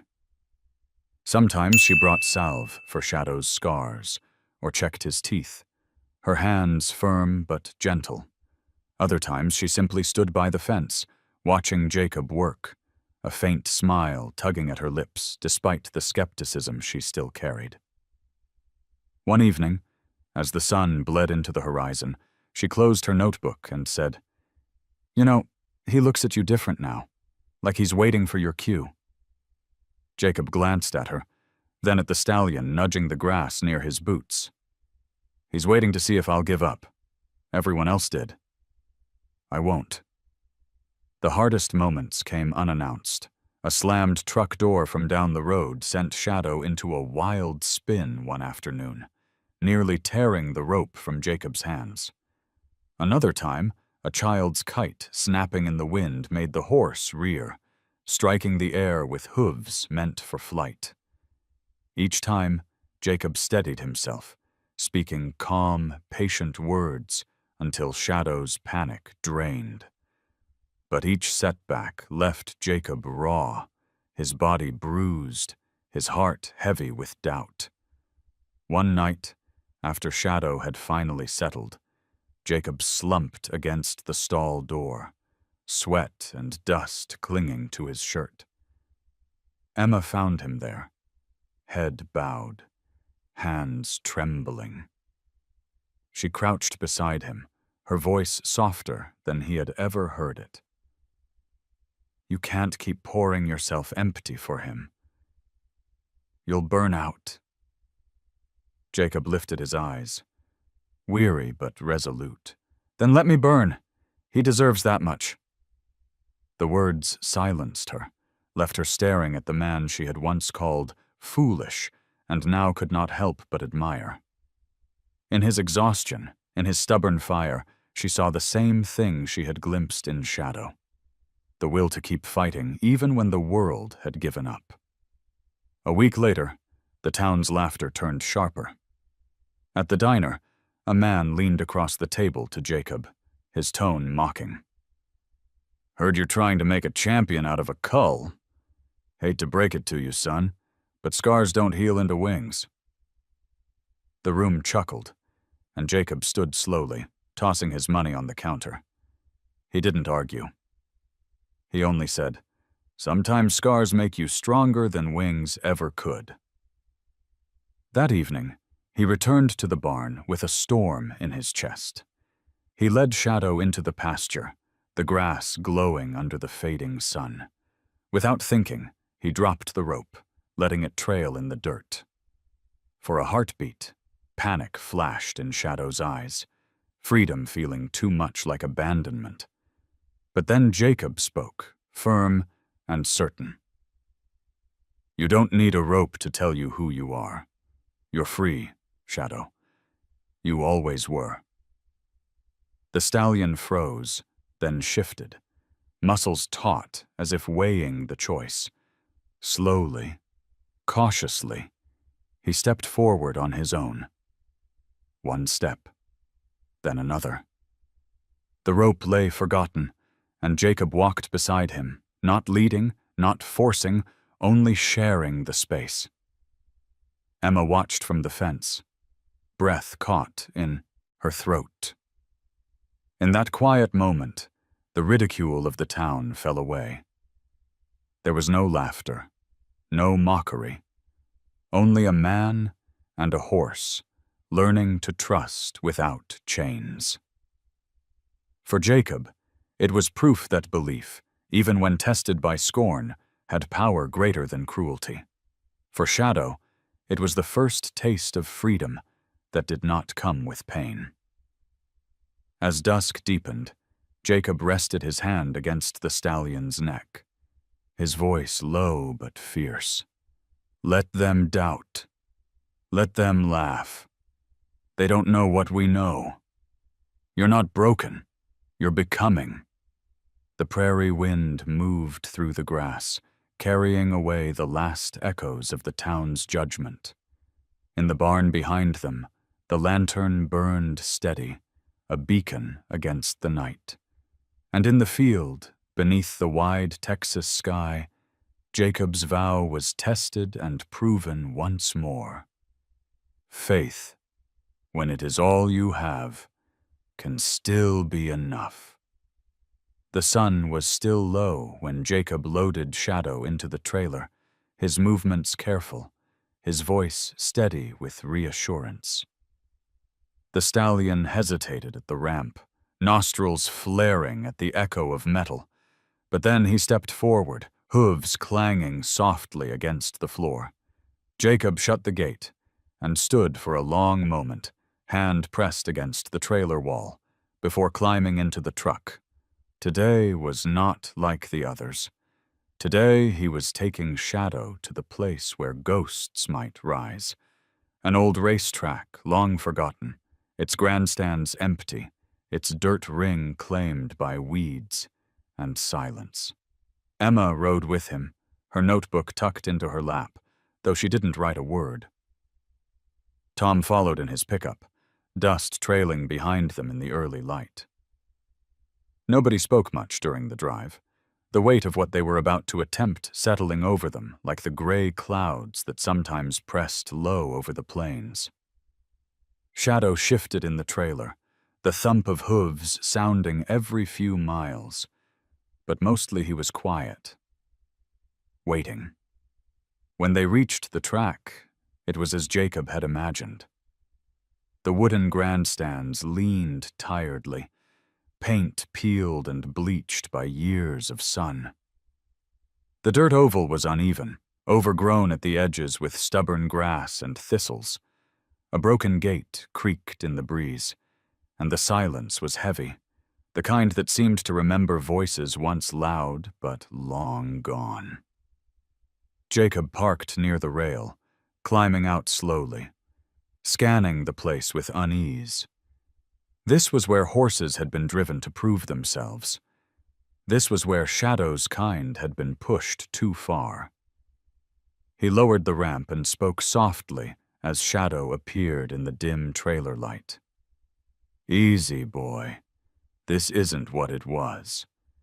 This is just us. The stallion stepped out cautiously, ears swiveling, hooves crunching on gravel.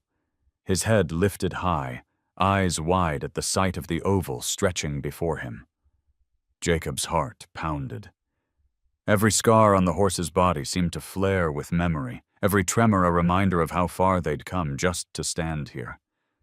Tom joined them, his voice calm, but carrying weight. Let him see it first. Don't ask him to. Move. Just stand with him. Let him decide. Jacob nodded, resting a hand lightly on Shadow's neck. They stood together by the rail, man and horse staring at the broken track as the wind stirred dust across its surface. Minutes stretched long, the only sound the faint rustle of weeds.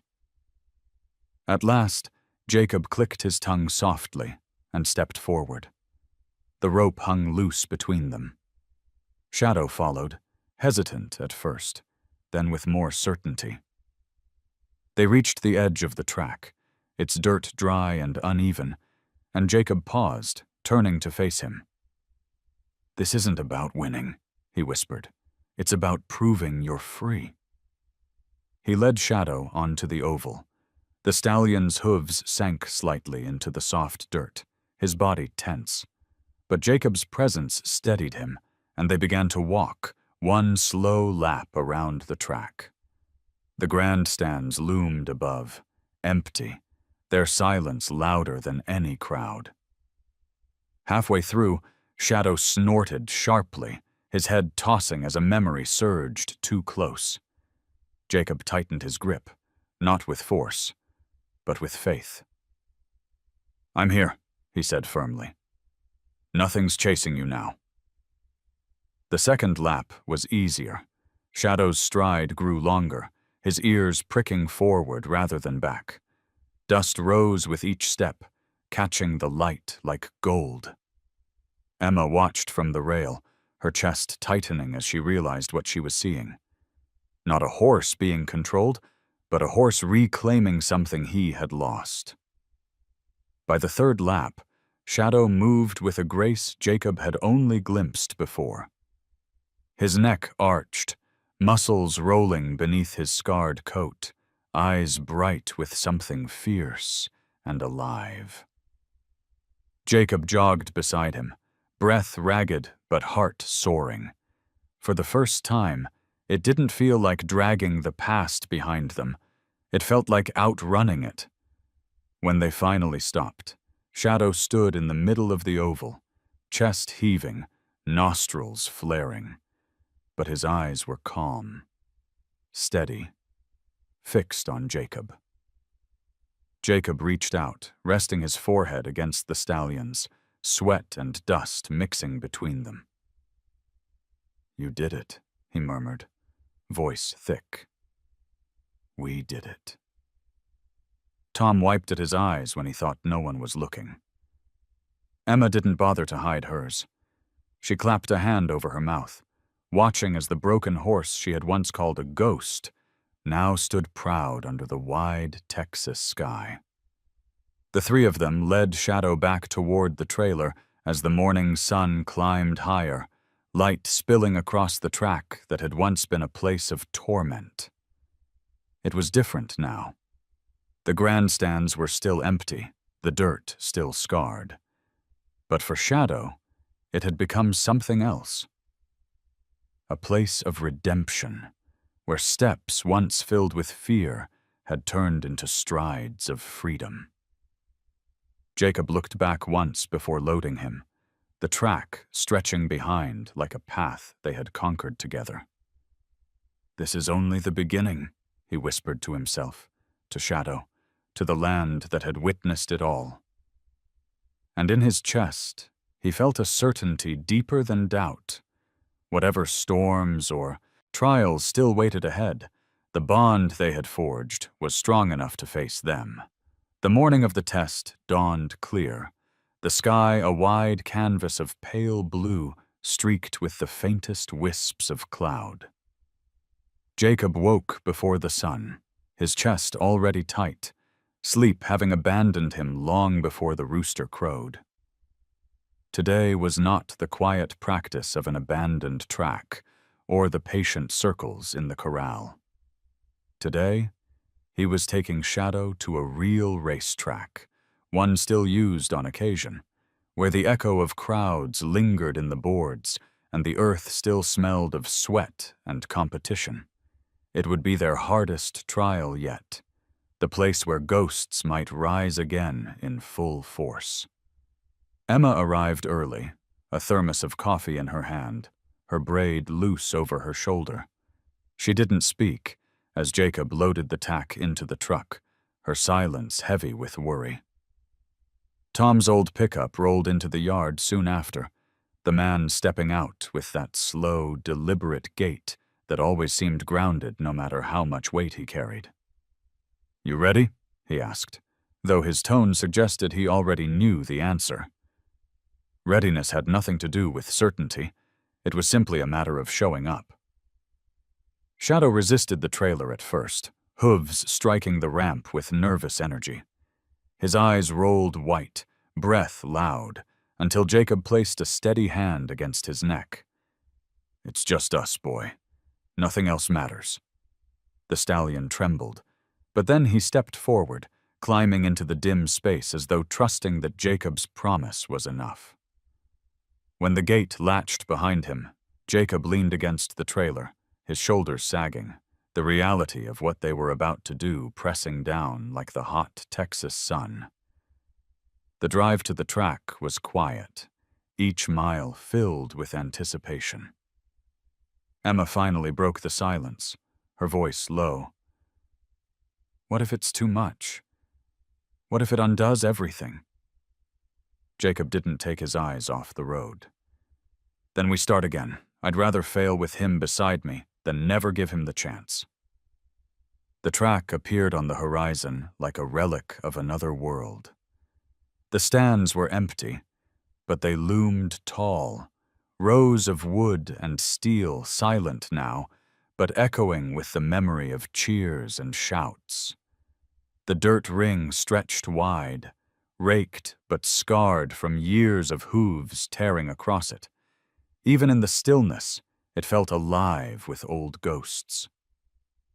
Jacob's stomach twisted as he parked, the trailer shuddering as Shadow shifted inside. Unloading was harder this time. The stallion stepped down, ears flat, his muscles taut as bowstrings. His eyes darted from rail to gate, to the grandstands that towered above them. Every instinct screamed of memory, of pain that had been carved into him here or somewhere like it.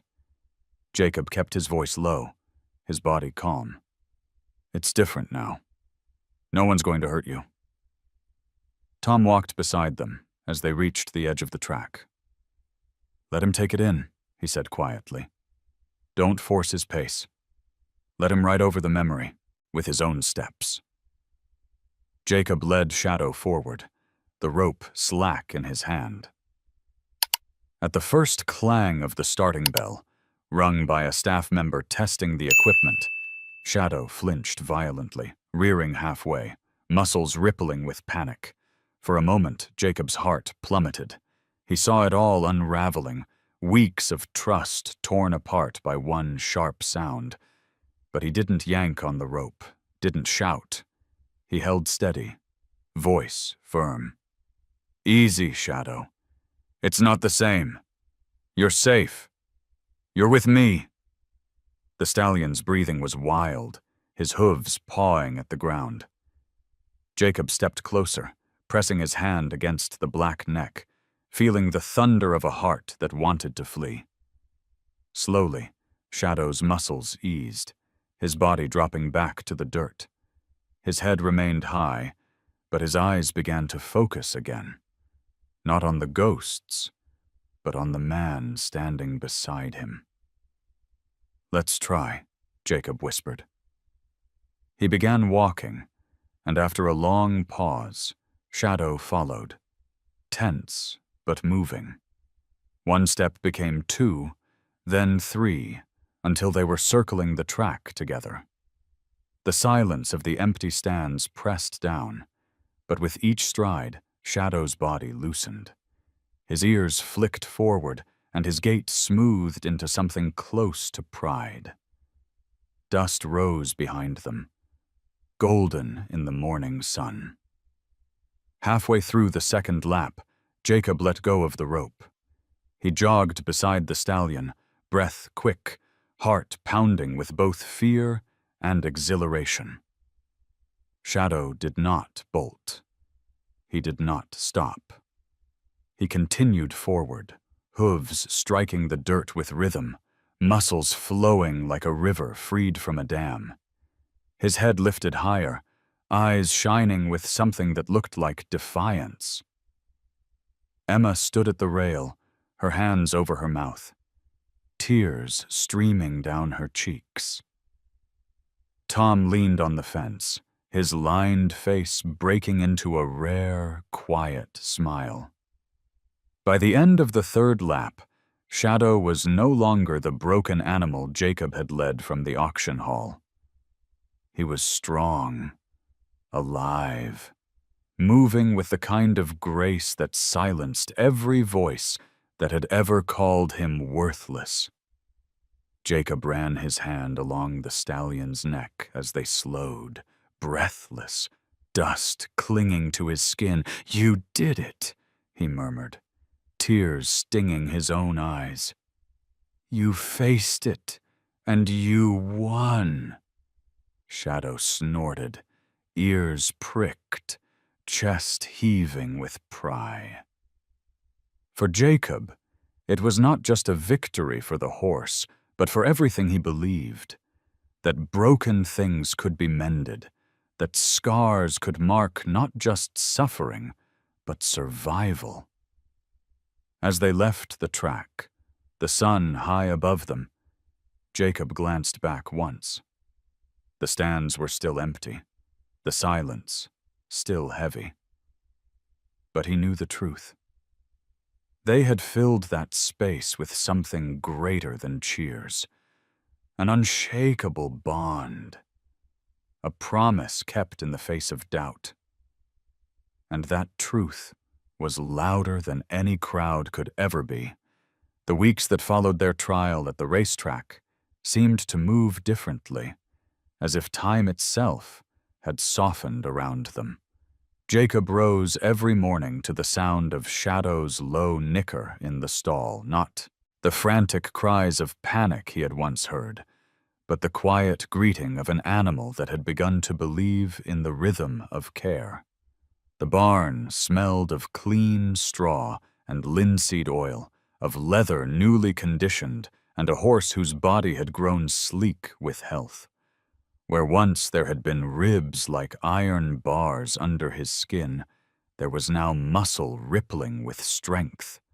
Where once his eyes had been clouded with dread, they now caught the light with a steady gleam. Jacob felt the change in himself as much as in the horse. His hands were scarred and calloused, his body worn thin by long days of labor, but his heart no longer carried only weight. It carried something else. Hope that didn't flicker. Hope that had been tested by storms and scorn and had still endured. Emma saw it too. She came often, sometimes with medicines or books, sometimes only to watch. She didn't hide her admiration anymore, though she spoke it in small ways, a smile when Shadow stepped willingly into the pasture, a hand resting on Jacob's shoulder when he sat exhausted on the hay bales, silent but grateful.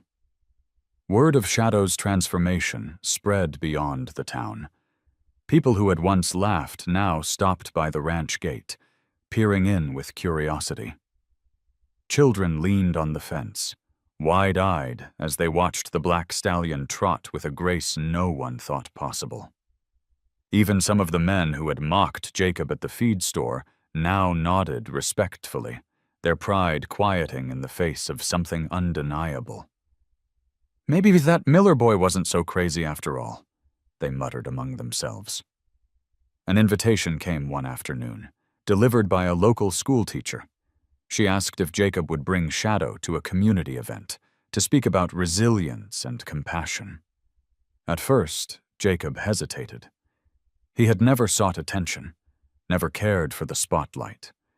But when he looked at Shadow grazing peacefully in the field, he realized the story was no longer just his. It belonged to everyone who had ever felt discarded, broken, told they were not enough. He agreed, not for himself, but for the horse that had come from shadows and risen into the light. On the day of the event, the town gathered at the schoolyard. Children clapped as Jacob led Shadow into the open space, his coat gleaming in the sun, every scar still visible, but no longer marks of shame, marks of survival instead. Jacob spoke simply, his voice carrying across the crowd. He told them of the auction hall, of laughter that had cut deeper than any whip. He told them of storms weathered in the barn, of patience that seemed endless, of the long road from fear to trust. He didn't embellish, didn't dramatize. He only told the truth, and in the faces of those listening, he saw tears, saw awe, saw something shifting. A small boy approached after the speech, his shoes scuffed, his eyes wide with wonder. He pointed at Shadow and asked, "Is it true he used to be broken?" Jacob crouched down so he was level with the child, the sun warming his back. "No," he said gently. "He wasn't broken. He was hurt. And sometimes hurt just means you need someone to believe in you, until you remember how to stand again." The boy nodded solemnly, reaching out to pat Shadow's neck. The stallion lowered his head, eyes soft, as if he understood. That night, back at the ranch, the sky burned with the colors of sunset, orange, violet, and the deep red of embers fading into dusk. Jacob stood in the pasture, Shadow grazing nearby, Emma beside him, Tom leaning on the fence a few yards away. The silence between them was rich, filled with the weight of all they had endured. Jacob looked at the stallion, his silhouette dark against the glowing horizon, and whispered, "We've come a long way, haven't we?" Shadow lifted his head, ears pricked, and walked toward him. He nudged Jacob's shoulder with his muzzle, a gesture simple and profound. Jacob smiled, blinking against the sting in his eyes, and laid a hand against the warm, scarred neck. The bond between them was no longer fragile. It was forged, unshakable, a living testament to the power of trust. From darkness to light, from rejection to redemption, their story had become more than man and horse. It was a promise carried in every step Shadow took, a reminder to anyone watching that no soul, no matter how scarred, is beyond saving when seen with compassion. And as the last of the sun sank below the horizon, Jacob knew that whatever the future held, they would face it side by side. Two survivors, stronger together, walking into the unknown with hope as their guide. And now, I want to hear from you. If you believe every soul deserves a second chance, even one as broken as Shadow once was, type 1 in the comments. If you think some scars can never be healed, type 0. Don't forget to hit subscribe so you won't miss the next powerful story of courage, compassion, and the bond between humans and animals. The next chapter may be even more surprising.